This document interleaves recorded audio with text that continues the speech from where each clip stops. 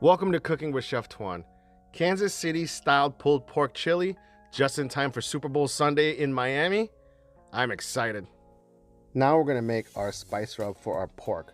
I'm starting out with some dark brown sugar, some garlic powder, a little bit of onion powder, some black pepper. We have some chili powder. Then we have some dry mustard. We have some cayenne for some extra heat.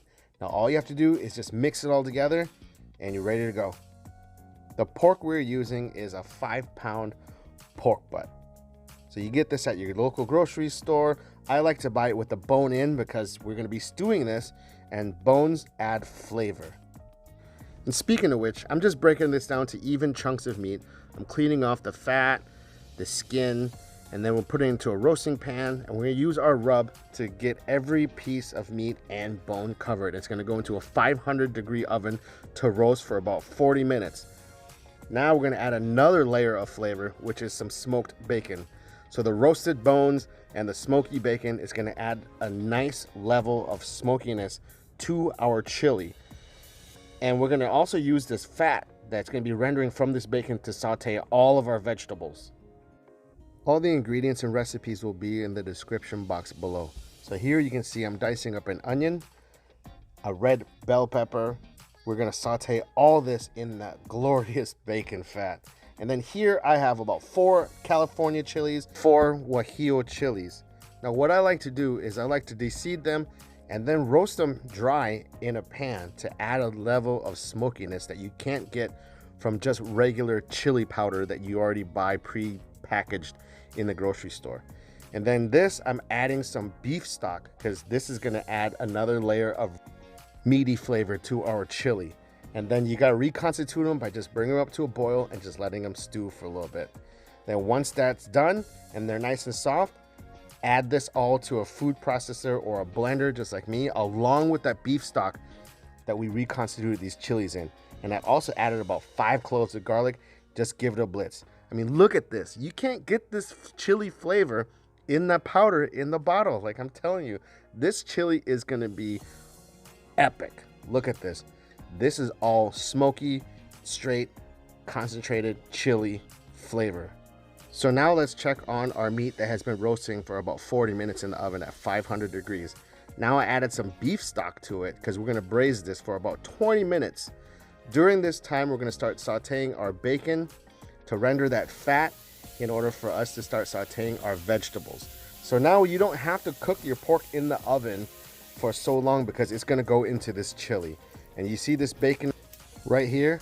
We're creating a lot of flavor on the bottom of that pot, all the brown bits. And straight into the bacon fat, we have our onions, and I also diced up a jalapeno without the seeds. I mean, this is chili, so that's another chili that we're adding. And then here is our red bell pepper. So once the vegetables start to saute and start to sweat, you're gonna use the liquids from those vegetables to start scraping all the brown flavor bits off the bottom of the pot. You look at this, you see the bottom of the pot, all the little brown pieces, that's all flavor. And here I have some fire roasted tomatoes with habaneros. That's another liquid that we can use to deglaze this pan. Very important lesson learned here. Make sure your camera is rolling when you're adding in your pork chunks from the oven, your chili sauce that you made, your beans. Just make sure that the camera's rolling.